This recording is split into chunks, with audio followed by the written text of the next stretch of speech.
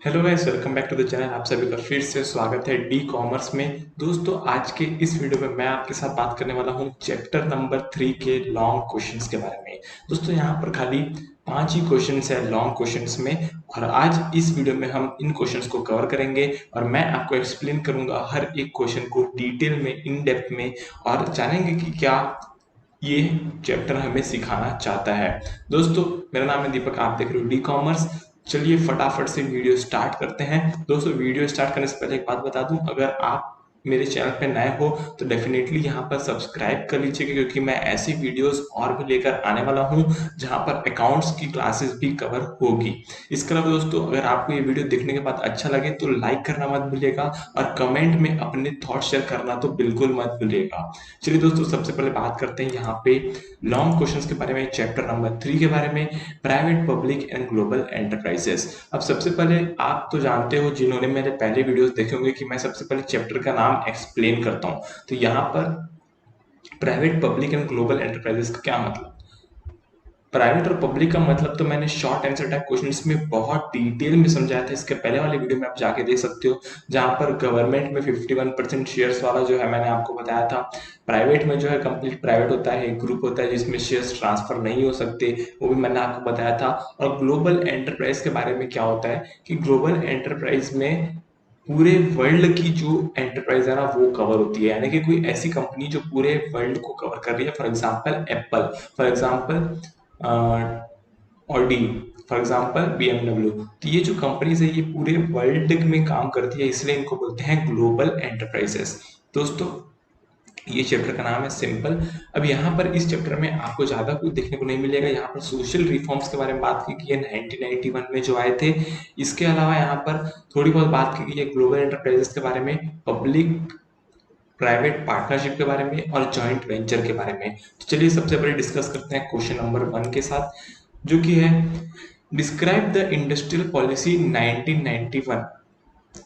Industrial policy 1991 में जो आई थी उसको डिस्क्राइब करो टुवर्ड्स द पब्लिक सेक्टर। यानी कि पब्लिक सेक्टर को क्या क्या फायदा हुआ इंडस्ट्रियल पॉलिसी 1991 आने के बाद। पब्लिक सेक्टर का क्या मतलब है, अगर आपको नहीं पता तो डेफिनेटली शॉर्ट शॉर्ट क्वेश्चंस वाले वीडियो में जाइए, वहां पर मैंने पब्लिक सेक्टर को अच्छे से डिफाइन किया है, और उस वीडियो को देखने के बाद ही यहाँ पर आगे बढ़िएगा। अब दोस्तों, बात करते हैं यहाँ पे सबसे पहला, following reforms were introduce in the industrial policy 1991 for the public sector. D reservation. D reservation क्या होता है दोस्तों? सबसे पहले मैं आपको बता दूं कि डी रिजर्वेशन का मतलब ये होता है कि प्राइवेटाइजेशन करना। यानी कि जब पुराना समय चलता था ना, तब सारी चीजें गवर्नमेंट के कंट्रोल में रहती थी, सारे बिजनेस गवर्नमेंट के कंट्रोल में रहते थे। लेकिन धीरे धीरे गवर्नमेंट ने उसमें अपना कंट्रोल कम किया और उसको जो है यहाँ पर प्राइवेट प्राइवेट कंपनीज को देना स्टार्ट किया।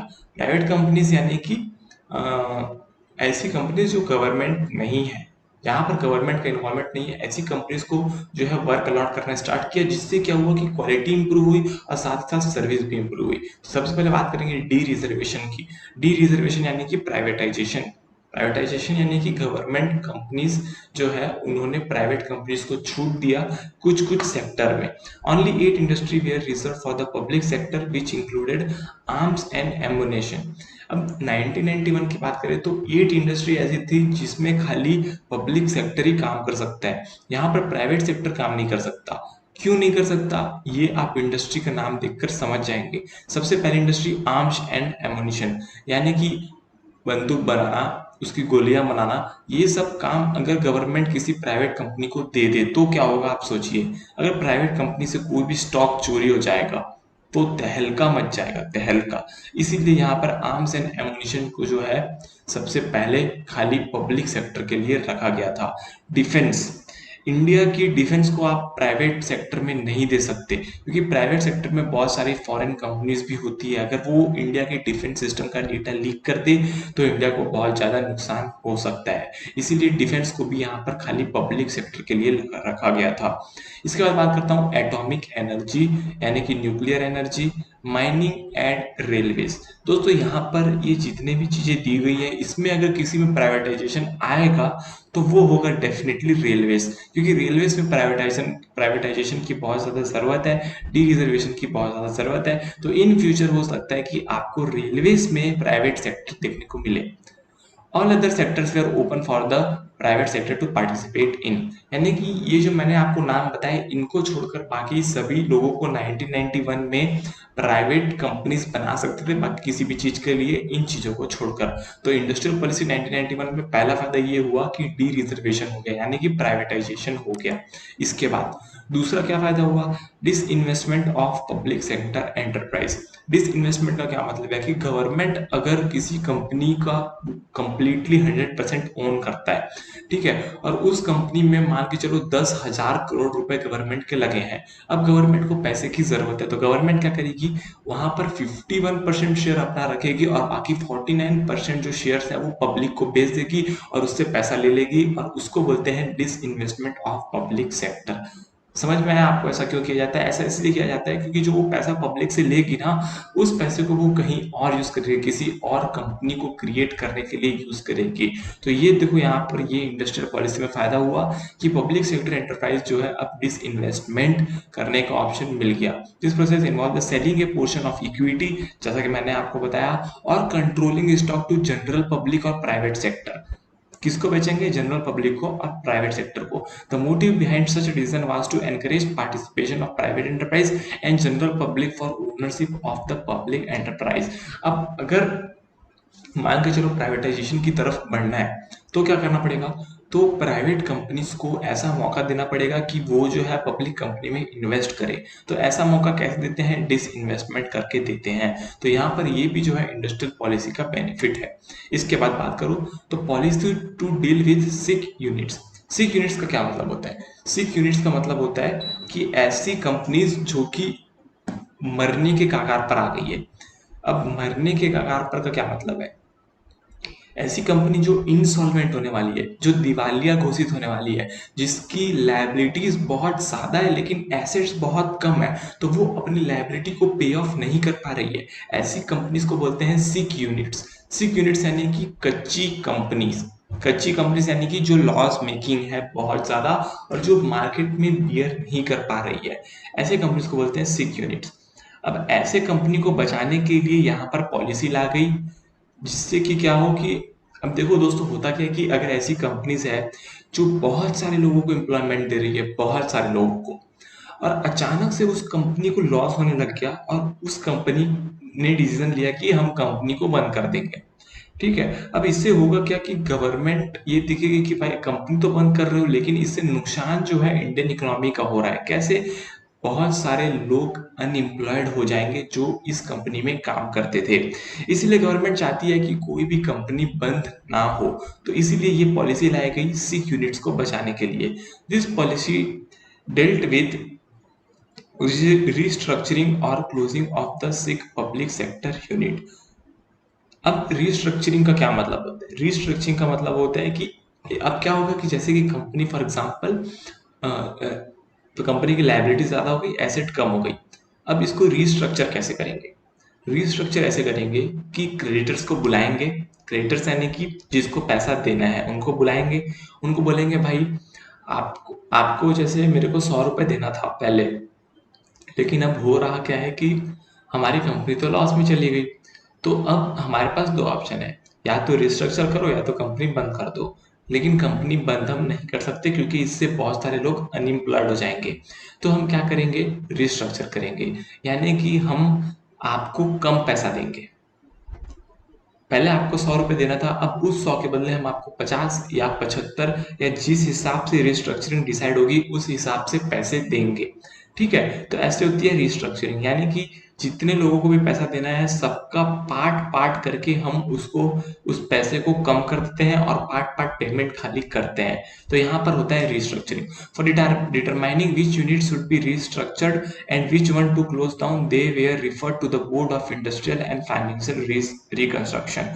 अब दोस्तों यहाँ पर ये डिसाइड करने के लिए कि कितना परसेंट जो है रिस्ट्रक्चर करे या फिर रिस्ट्रक्चर करे या कंप्लीटली बंद कर दे, ये डिसाइड करने के लिए एक जो है बोर्ड बनाया गया जिसका नाम है BIFR, board of industrial and financial reconstruction, और दूसरा जो है वो है नेशनल रिन्यूअल फंड। तो ये दोनों बोर्ड का जो काम है वो यही है।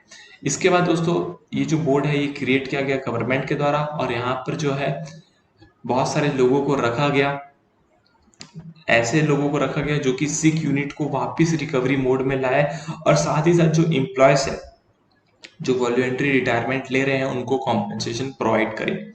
तो ये तो दोस्तों थर्ड बेनिफिट जो इंडस्ट्रियल पॉलिसी 1991 आने से हमको हुआ। इसके बाद आगे बढ़े तो यहाँ पर चौथा और आखिरी पॉइंट जो इंडस्ट्रियल पॉलिसी के आने से हुआ वो है मेमोरेंडम ऑफ अंडरस्टैंडिंग, जिसको फास्ट लैंग्वेज में बोलते हैं MOU। अब ये मेमोरेंडम ऑफ अंडरस्टैंडिंग क्या होता है? ये एक डॉक्यूमेंट होता है, एक बेसिक गाइडलाइंस होती है। जैसे कोविड गाइडलाइंस होती है वैसे ही यहाँ पर मेमोरेंडम ऑफ अंडरस्टैंडिंग जो है वो एक गाइडलाइंस होती है जो कि पब्लिक सेक्टर यूनिट जो है उसको दी जाती है। क्यों दी जाती है? क्योंकि जो भी वो काम करने वाले हैं उसको किस बेसिस पे करना है। अब प्राइवेटाइजेशन तो हो गया, लेकिन उनको ये तो नहीं पता ना कि पब्लिक कंपनीज वर्क कैसे करती है, उनका वर्क कल्चर क्या है। तो वो सभी चीजें जो है यहाँ पर मेमोरेंडम ऑफ अंडरस्टैंडिंग के डॉक्यूमेंट में लिखकर उस कंपनी को दी जाती है, जहाँ पर क्लियर टारगेट्स लिखे होते हैं, जो भी यहाँ पर अचीव करना है आपको, sales level, profit level, target, तो ये सभी चीजें वहां पर MOU में लिखी होती है। This process helped grant more autonomy to the public sector unit, यानी कि पब्लिक सेक्टर यूनिट को बहुत फायदा करता है, and also made them accountable for the results produce. अब होता क्या है कि जब MOU दे दिए तो कंपनी बाद में ये तो नहीं बोल सकती ना कि आपने हमें बताया नहीं था। तो यहाँ पर जो है कंपनी अकाउंटेबल हो जाएगी। अकाउंटेबल यानी कि उसके ऊपर बर्डन आ जाएगा कि अब उसको जो है रिजल्ट्स लाने हैं, कंपनी को ग्रोथ करना है। The MOU was signed between public sector unit and the related ministry. Ministry यानी कि गवर्नमेंट डिपार्टमेंट्स, गवर्नमेंट डिपार्टमेंट और पब्लिक सेक्टर यूनिट के बीच में जो है MOU साइंड होता है। The public sector unit are given clear defined targets and a fully operational autonomy to achieve that target. अब पब्लिक सेक्टर यूनिट को क्लियर टारगेट दे दिया जाता है और उनके पास फुल फ्रीडम रहती है कि वो कैसे भी करके अपने टारगेट को अचीव करे, है ना। तो ये चार फायदा होता है हमें इंडस्ट्री पॉलिसी 1991 में आने के बाद पब्लिक सेक्टर में। अब दोस्तों बात करते हैं क्वेश्चन नंबर 2 की। क्वेश्चन नंबर 2 जो है वो भी इसी से जुड़ा हुआ है। अब यहाँ पर क्या है कि what was the role of public sector before 1991, यानी कि 1991 में इंडस्ट्रियल पॉलिसी आने से पहले जो है पब्लिक सेक्टर किन किन कामों को करता था, वो चीजें हमें यहाँ पर क्वेश्चन नंबर 2 में बतानी है। दोस्तों अगर आपको कोई भी चीज समझ ना आए तो कमेंट बॉक्स पे जरूर लिखिएगा अपना थॉट्स, मैं उसको सॉल्व करने का कंप्लीट कोशिश करूंगा।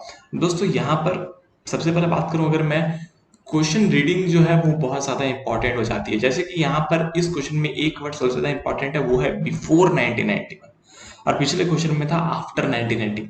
तो दोनों के आंसर में बहुत ज्यादा डिफरेंस है। अगर आप इसको समझोगे नहीं क्वेश्चन को और इसके आंसर को नहीं समझोगे तो आप हो सकता है कि एग्जाम में ब्लंडर करके आ जाओ। तो इसीलिए ध्यान से देखिए, यहाँ पर बिफोर 1991 पब्लिक सेक्टर क्या था ये पूछा है क्वेश्चन में। सबसे पहला, following the role of public sector before 1991, developing heavy industries and infrastructure. अब 1991 के पहले पब्लिक सेक्टर कंपनीज का काम क्या था कि ऐसी इंडस्ट्री जो कि जिसमें बहुत ज्यादा कैपिटल लगता हो, जो कि बहुत वाइड स्केल में काम करती हो, ऐसी इंडस्ट्री को लाना और उसके लिए इंफ्रास्ट्रक्चर को भी डेवलप करना। The infrastructure of the country had not developed before 1991। जो इंफ्रास्ट्रक्चर था वो 1991 के पहले डेवलप नहीं हुआ था।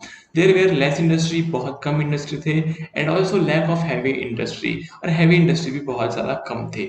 The government in the form of public sector industry took the initiative to start such project। अब गवर्नमेंट ने ये प्रोजेक्ट को स्टार्ट किया 1991 में कि भाई साहब आपको अब जो है हैवी इंडस्ट्री को लाना है और साथ ही साथ यहाँ पर इंफ्रास्ट्रक्चर इनके लिए डेवलप करना है। इंफ्रास्ट्रक्चर से क्या मतलब है? इंफ्रास्ट्रक्चर मतलब कि roads, dams, water reservoir, banking system, ये सभी चीजें आपको यहाँ पर लानी है और अपने इंडस्ट्री को डेवलप करना है। दूसरा, maintaining regional balance. After setting up planning commission the government started concentrating on development of rural and backward areas. मैंने दोस्तों पिछले वीडियोस में एक्सप्लेन किया था कि कैसे जो है रीजनल बैलेंस करती है गवर्नमेंट, कैसे अर्बन एरियाज को रूरल एरियाज में ले जाती है वहाँ की इंडस्ट्री को रूरल एरियाज में ले जाने के लिए फोर्स करती है, और जो भी रूरल एरिया में इंडस्ट्री जाती है वो कैसे उस इंडस्ट्री को बैकवर्ड से फॉरवर्ड करते हैं, कैसे वहाँ पर डेवलपमेंट लाते हैं, कैसे वहाँ पर बहुत सारे जो है इंफ्रास्ट्रक्चर का डेवलप होता है। तो ये सभी चीज़ें मैंने पिछले वीडियोस में बताई है, तो आप डेफिनेटली चेकआउट ज़रूर कीजिएगा कि कैसे जो है ये रूरल एंड बैकवर्ड एरियाज जो है यहाँ पर डेवलप होते हैं। And as a result 4 steel plant were set up in rural areas to encourage economic growth of the region and provide employment to the population. और इसके चलते क्या हुआ कि 4 ऐसे स्टील प्लांट सेटअप हो गए जो कि बहुत ही ज्यादा इकोनॉमी को ग्रो करने के लिए हेल्प मिली, जिससे और साथ ही साथ यहाँ पर जो भी अनएम्प्लॉयड पीपल थे उनको एम्प्लॉयमेंट भी मिली। तो ये था सेकेंड पॉइंट। अब आ रहे दोस्तों थर्ड पॉइंट में, मेंटेन इकोनॉमीज ऑफ स्केल। अब इकोनॉमीज ऑफ स्केल का क्या मतलब होता है? इकोनॉमीज ऑफ स्केल का मतलब ये होता है कि आप जितने ज्यादा क्वांटिटी में प्रोडक्ट को प्रोड्यूस करेंगे आपको वो प्रोडक्ट उतना ही कम कॉस्ट में मिल जाएगा। फॉर एग्जाम्पल अगर मैं बात करूं तो अगर मैं एक पेन को बनाऊं तो मेरे को कितना ज़्यादा पैसा लगेगा? सबसे पहले मेरे को उस प्लास्टिक को डिज़ाइन करना पड़ेगा और उसके अंदर रिफिल डालनी पड़ेगी, कैप लगाना पड़ेगा, ब्रांडिंग करनी पड़ेगी, है ना? और उसके लिए मशीन कितना आएगा? मशीन कितने का आएगा? मशीन आएगा 1 लाख का। तब 1 लाख की मशीन से अगर मैं एक पेन प्रोड्यूस करूंगा तो एक पेन की कीमत 1 लाख रुपए हो गई, है ना? लेकिन अगर दोस्तों उसको मैं 1 लाख पेन प्रोड्यूस करने के लिए यूज करता हूँ उस मशीन को, तो उस मशीन को पर पेन कॉस्ट आई 1 रुपीज। तो यहाँ पर इसको बोलते हैं इकोनॉमीज ऑफ स्केल, यानी कि जितना ज्यादा बल्क प्रोडक्शन करोगे उतना ही कम आपको कॉस्ट लगेगा। The cost of production will be low when it is produce in bulk, but bulk production requires huge amount of capital, electricity, natural gas and petroleum, where the industry chosen by government for mass production। क्योंकि petroleum, natural gas, electricity, इसकी जरूरत कभी India में खत्म नहीं होगी, कभी इसमें मंदी नहीं आएगी इन सेक्टर्स में। तो यहाँ पर इकोनॉमीज ऑफ स्किल मेंटेन करने के लिए गवर्नमेंट ने इस पॉलिसी में जो है अपना योगदान दिया। इसके बाद आगे बढ़ते हैं। Fourth, economic power. After independence, few industry existed and starting a new venture required huge capital. In this stage, if public sector units were not established, then the wealth would have been concentrated in few hands, which would given rise. The public sector ensured that benefits would be enjoyed by a large number of people.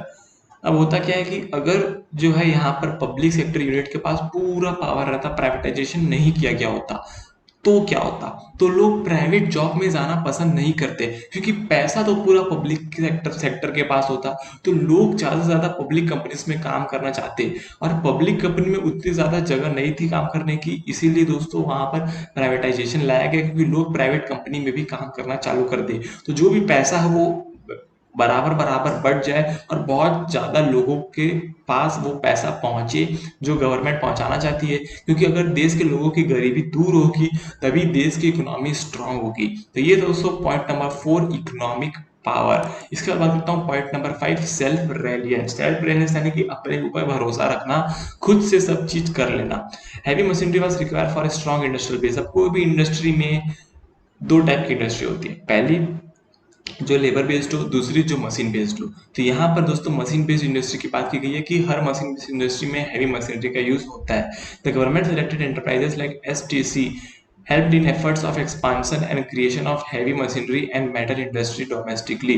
अब दोस्तों होता क्या है कि government ने एक enterprise setup की जिसका नाम है एसटीसी, स्टेट ट्रेड कॉर्पोरेशन बोला जाता है इसको। इसका काम क्या होता है कि जो भी कंपनीज को हैवी मशीनरी की जरूरत है, जो उनको अवेलेबल नहीं हो पा रही है, या फिर उनको कोई मशीन चाहिए जो बहुत ज्यादा डिमांड में है, तो उन सभी मशीन को लेकर आना और इंफ्रास्ट्रक्चर डेवलप करना, ये काम होता है एसटीसी का। तो एसटीसी किसके द्वारा सेटअप की गई है? गवर्नमेंट के द्वारा सेटअप की गई है।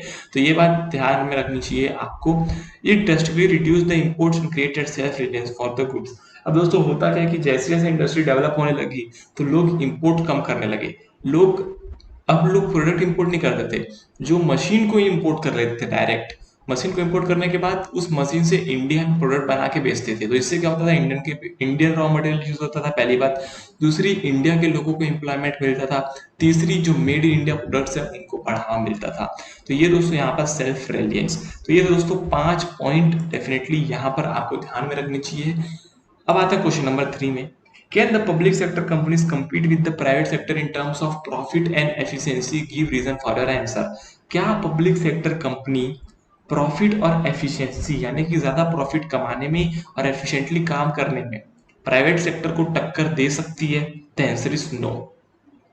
क्यों नहीं दे सकती, वो अपन इस क्वेश्चन के आंसर में देखेंगे। सबसे पहले public sector and private sector operate differently, hence it will be difficult for public sector to match up in profit and efficiency due to the following reason. अब दोस्तों सबसे पहले आप इनका नाम पढ़िए। पहले का नाम है पब्लिक सेक्टर, दूसरे का नाम है प्राइवेट सेक्टर।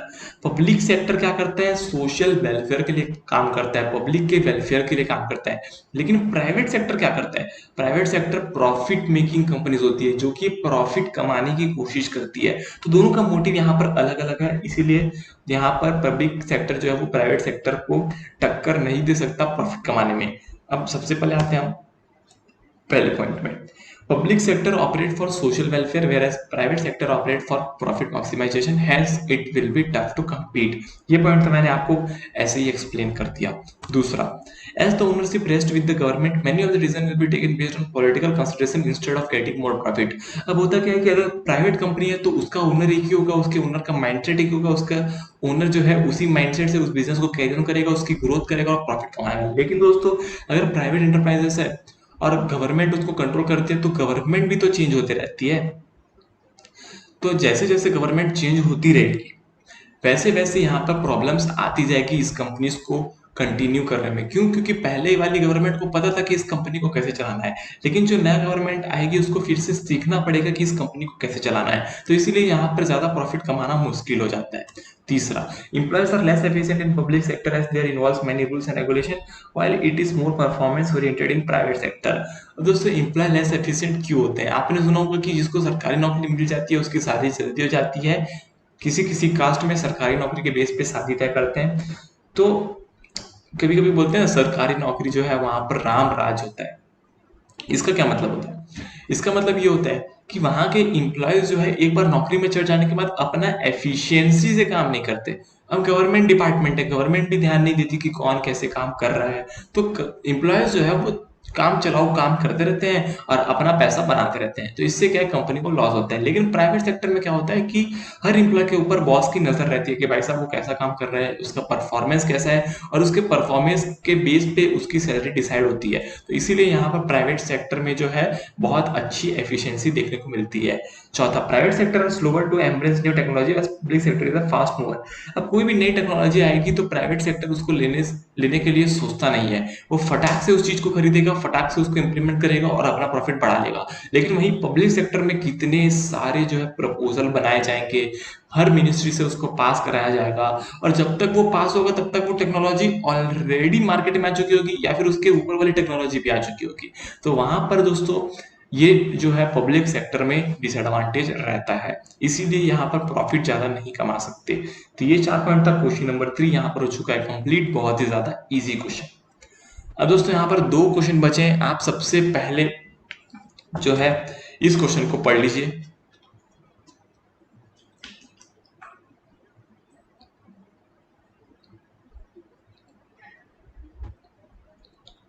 आप इस क्वेश्चन के आंसर को पढ़िए।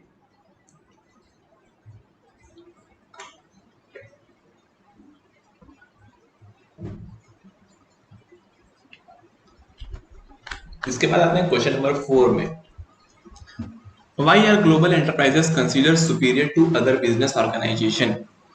सिंपल क्वेश्चन है कि अगर ग्लोबल एंटरप्राइज है तो उसको दूसरे बिजनेस ऑर्गेनाइजेशन से सुपीरियर क्यों माना जाता है? ग्लोबल एंटरप्राइज का मतलब ये होता है बड़े पैमाने पे काम करना, लार्ज स्केल पे काम करना, इसीलिए उसको बेहतर माना जाता है। क्यों? क्योंकि उसका रिस्क कम होता है। अगर वो एक कंट्री में लॉस कमा रहा है तो दूसरे कंट्री में प्रॉफिट कमा रहा है, तो वो ऑटोमेटिक सेटअप हो गया। अगर उसको फंड्स की जरूरत है, इंडिया की बैंक उसको फंड नहीं दे रही है, तो वो फॉरेन बैंक से फंड ले लेगा। उसके पास इतनी ज्यादा पॉपुलेशन कवर करने के लिए है कि कभी उसके प्रोडक्ट की डिमांड अगर किसी कंट्री में कम हुई तो वो दूसरी कंट्री में जाके अपने प्रोडक्ट्स को बेच सकता है। तो ये सभी चीजें ग्लोबल एंटरप्राइजेस को सुपीरियर बनाती है। देखते हैं इसके आंसर में क्या क्या लिखा है। Global enterprise enjoy an upper hand on all other business organisation due to this reason. पहला, wide market. As the operation of the global enterprise expand among the continents, they have access to a large geography and resources। जैसा कि मैंने आपको बताया कि जो global companies होती है उनके पास लार्जर पॉपुलेशन होती है कवर करने के लिए, इसीलिए उनको कभी मंदी फेस नहीं करनी पड़ती। दूसरा, डाइवर्सिफाई द रिस्क। अगर एक जगह लॉस होता है एक कंट्री में तो दूसरी कंट्री में प्रॉफिट होता है, वो ऑटोमेटिकली सेट ऑफ हो जाता है। Bye operating in different countries and forging joint ventures with organization of that country, the multinational can reduce the risk as loss made in one country can be compensated with the profit from the other country, है ना। तो जैसा कि मैंने आपको बताया था same वही चीज इसमें लिखी हुई है। तीसरी, as these enterprises have good financial resources, they raise funds from the many sources and borrow funds from the banks having an international presence। मैंने आपको बताया कि मान के चलो फंड्स की कमी आ गई तो क्या होगा, तो उसको तो कोई प्रॉब्लम है ही नहीं, फॉरेन में भी उसके बैंक बहुत सारे हैं जो कि इसको लोन देने के लिए तैयार हो जाएंगे, तो फॉरेन से भी लोन ले सकता है। चौथा, रिसर्च एंड डेवलपमेंट। अब उनके पास क्या है, मोर ऑर्गेनाइज्ड रिसर्च एंड डेवलपमेंट रहता है क्योंकि उसके पास बहुत ज्यादा अच्छा फंड है साइंटिस्ट को देने के लिए और रिसर्च एंड डेवलपमेंट करने के लिए। तो यहाँ पर ये फोर्थ पॉइंट पे वही लिखा है, they have a more organised research and development network which is also well funded that means developing new products quicker than others. यानी कि बहुत जल्दी ये नए प्रोडक्ट्स बना सकते हैं रिसर्च एंड डेवलपमेंट करके। पांचवा, मार्केटिंग। जो ग्लोबल कंपनीज रहती है ना उनको मार्केटिंग बहुत अच्छे से आती है, बहुत अच्छी टेक्निक्स आती है। मैं आपको बता दूं इंडियन एजुकेशन सिस्टम में एमबीए में जो एक नॉर्मल एमबीए रहता है ना उसमें उतनी अच्छी मार्केटिंग नहीं सिखाई जाती जितनी कि फॉरेन में बेसिक स्कूल में सिखाई जाती है। अब देखो फॉर एग्जांपल अगर बात करूं ऑडी की, तो ऑडी की मार्केटिंग आपको वैसे दिखेगी नहीं, उतनी ज्यादा आपको ऑडी की पोस्टर्स बैनर्स वो सब नहीं दिखेंगे, लेकिन ऑडी मार्केटिंग कैसे करती है। अगर मैं बोलता हूँ ऑडी या फिर अगर मैं बोलता हूँ प्यूमा, तो अगर मैं बोलता हूँ 18 तो आपके माइंड पे कौन आ रहा है, ये सब कंपनीज का नाम लेके विराट कोहली आ रहा है, क्योंकि विराट कोहली को इन्होंने ब्रांड एम्बेसडर बना दिया है। इंडियन टीम का कैप्टन विराट, उसको दे दिए ऑडी, उसी को जो है कंपनी ने एंडोर्स किया है प्यूमा कंपनीज ने, और 18 जो है उसी का एक पार्ट है। तो यहाँ पर ये सभी कंपनीज ऐसी ब्रांडिंग कर रही है, फॉर एग्जांपल मान चलो जो अमीर लोग रहते हैं ना उनके पास ऑडी रहती है। ये कैसे पता चला, ये माइंडसेट कहाँ से आया, ये माइंडसेट आया क्योंकि उन्होंने वो कार विराट को दी थी। अब विराट के पास तो बहुत पैसा है, तो जो इंडियन माइंडसेट है उसको वो कंट्रोल करना जानते हैं कि भाई साहब अगर किसी अच्छे रिच पर्सन के पास वो कार होगी तो उसकी वैल्यू ऑटोमेटिकली बढ़ जाएगी, कार के कंपनी की वैल्यू बढ़ जाएगी। तो ये बात ध्यान में रखते हुए यहाँ पर मार्केटिंग फिफ्थ पॉइंट है जो मैंने आपको एक्सप्लेन किया। अब चलते हैं दोस्तों लास्ट क्वेश्चन की तरफ जहां पर बात करेंगे जॉइंट वेंचर और पब्लिक प्राइवेट पार्टनरशिप के बारे में। अगर आपको नहीं पता कि पब्लिक प्राइवेट पार्टनरशिप क्या होती है, शॉर्ट आंसर टाइप क्वेश्चन में चाहिए और देख के आइए, वहां पर मैंने अच्छे से एक्सप्लेन किया था। मैं बार बार ये इसलिए बोल रहा हूँ क्योंकि अगर आपका बेस क्लियर नहीं है तो आप एक एडवांस लेवल के क्वेश्चन को समझ नहीं सकते, क्योंकि एडवांस लेवल के क्वेश्चन में ऐसे ऐसे वर्डिंग्स का यूज किया जाता है जो आपको बेस लेवल में पढ़कर आना पड़ता है। इसीलिए पहले शॉर्ट क्वेश्चन देखिए फिर लॉन्ग क्वेश्चन देखिए। आते हैं यहाँ पर कि कौन से बेनिफिट होते हैं जॉइंट वेंचर से और पब्लिक प्राइवेट पार्टनरशिप से। सबसे पहला, joint venture is a type of business agreement where two organizations associate together for obtaining mutual benefit and profit। यानी कि दो ऑर्गेनाइजेशन को एक साथ मिलकर काम करने को बोलते हैं joint venture. For example Maruti and Suzuki, ये दोनों अलग अलग कंपनी से, ये दोनों ने जॉइंट वेंचर बनाया और इंडिया में कार बेचनी स्टार्ट की। इससे दोनों कंपनीज को फायदा हुआ। एक कंपनी जो है इंडिया का नेचर जानती थी, इंडिया के कार के कंज्यूमर को जानती थी, और दूसरी कंपनी कार बनाना जानती थी, तो ये दोनों ने मिलकर बहुत ही अच्छे प्रॉफिट्स कमाए। तो organisation share risk and profit of the business apart from resources and finance. Here are some of the benefits of the joint venture. अब जॉइंट वेंचर करने के क्या क्या फायदे होते हैं ये हम जानेंगे। पहला, the available resources and the corresponding operating activities of the business are pooled when a joint venture is formed, it helps in growth of business. अब होता क्या है दोस्तों, मान के चलो कि एक बहुत बड़ी इंडस्ट्री है, वहां पर किसी एक कंपनी के पास जो है ऐसी स्किल है कि वो उस गुड्स को प्रोड्यूस कर सकते हैं, और दूसरी कंपनी के पास ऐसी स्किल है कि वो उस गुड्स को सेल करना जानता है। तो अब क्या होगा कि दोनों को एक दूसरे की जरूरत है, एक को गुड्स प्रोड्यूस करने वाले की जरूरत है और एक को जरूरत है मार्केटिंग करने वाले की, उसको बेचने वाले की। दोनों कंपनीज जॉइंट वेंचर करेंगे तो दोनों के रिसोर्सेज जो है आपस में डिवाइड हो जाएंगे और इससे जो है बिजनेस की ग्रोथ होगी। दूसरा, this association helps in expansion of business by expanding the geographical reach which helps to reach new market. अब जॉइंट वेंचर से क्या होगा, फॉर एग्जांपल एक जो कंपनी है वो है इंडिया की, दूसरी जो कंपनी है वो है ऑस्ट्रेलिया की। दोनों कंपनी ए और बी मिलकर कोई जॉइंट वेंचर कर रही है। इससे फायदा क्या होगा, जो कंपनी ए है इंडिया की कंपनी, उसको ऑस्ट्रेलिया के कस्टमर्स मिलने स्टार्ट हो जाएंगे, और जो कंपनी बी है, जो ऑस्ट्रेलिया की कंपनी है, उसको इंडिया के कस्टमर मिलने स्टार्ट हो जाएंगे, क्योंकि दोनों ने म्यूचुअल अंडरस्टैंडिंग कर लिया, दोनों ने जॉइंट वेंचर बना लिया। तो इससे जो है फायदा हो गया दोनों कंपनी को, दोनों कंपनी का कंज्यूमर बेस इंक्रीज हो गया।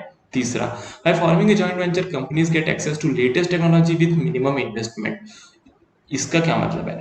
अगर मान के चलो एक मशीन लेना है जिसका प्राइस है 100 करोड़ रुपए, तो अब एक कंपनी तो इतना ज्यादा अफोर्ड नहीं कर सकती पे करना, तो अब क्या होगा, इन लोग जॉइंट वेंचर करेंगे, दो कंपनीज मिल जाएंगी और 50-50 करोड़ में एक जो है नया मशीन खरीदने के लिए कैपेबल हो जाएगी। तो इससे क्या होगा कि लेटेस्ट टेक्नोलॉजी आ गई उनके पास, यानी कि अब वो बहुत अच्छी क्वालिटी का और बहुत फास्ट गुड्स प्रोड्यूस कर सकते हैं, और साथ ही साथ यहाँ पर इन्वेस्टमेंट भी दोनों का कम हो गया। तो ये बात दोस्तों जॉइंट वेंचर में आपको बहुत ज्यादा बेनिफिट देती है। चौथा, इन a joint venture the technical know how is shared between companies which leads to innovation in the product।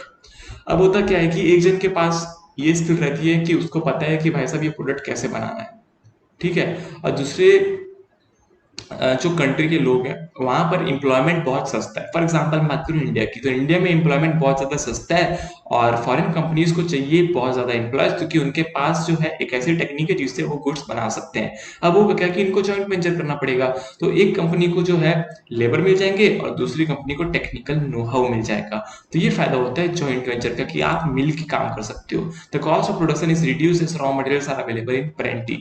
अब होता क्या है कि जो कॉस्ट रहता है प्रोडक्शन का वो बहुत ज्यादा कम हो जाता है। क्यों हो जाता है? इकोनॉमिक्स ऑफ स्केल, जो मैंने आपको थोड़ी देर पहले एक्सप्लेन किया। अब होगा क्या कि जैसे जैसे आप दो दो कंपनीज मर्ज होगी तो बहुत अच्छी मशीनरी आ जाएगी, उसके गोडाउन में बहुत अच्छी मशीनरी आ जाएगी, बहुत एडवांस टेक्नोलॉजी के गैजेट्स आ जाएंगे, जिससे क्या होगा, बहुत सारे प्रोडक्ट्स प्रोड्यूस होने लग जाएंगे। अब जहां पर प्रोडक्ट बहुत सारे प्रोड्यूस होंगे वहां पर प्रोडक्ट कॉस्ट कम होता जाएगा, जिससे क्या होगा, इकोनॉमिक्स ऑफ स्केल होगा, जिससे क्या होगा, लार्ज स्केल प्रोडक्शन होगा और प्रोडक्शन का जो प्राइस है, कॉस्ट है, वो कम हो जाएगा। ये बेनिफिट होता है जॉइंट वेंचर में। अब बात करते हैं यहाँ पर पब्लिक प्राइवेट पार्टनरशिप के बारे में। पब्लिक प्राइवेट पार्टनरशिप क्या होती है कि यहाँ पर पब्लिक कंपनी और प्राइवेट कंपनी दोनों मिलकर काम करते हैं, इसको बोलते हैं पब्लिक प्राइवेट पार्टनरशिप। और यहाँ पर होता क्या है कि जो भी रिस्क होता है ना, वो दोनों इक्वली डिस्ट्रीब्यूट करते हैं, और जो भी बेनिफिट होता है उसको भी इक्वली डिस्ट्रीब्यूट करते हैं। अब इसका बेनिफिट क्या है? रिस्क शेयरिंग हो जाती है कम, पब्लिक के साथ अब रिस्क शेयर करने लगती है कंपनी, क्योंकि पब्लिक के पास भी उस कंपनी के शेयर है, तो अगर लॉस होगा तो पब्लिक को भी लॉस होगा। By sharing task and responsibility the project gets finished faster. अब होगा क्या कि यहाँ पर जो प्रोजेक्ट है वो भी फास्ट फिनिश होना चालू हो जाएगा।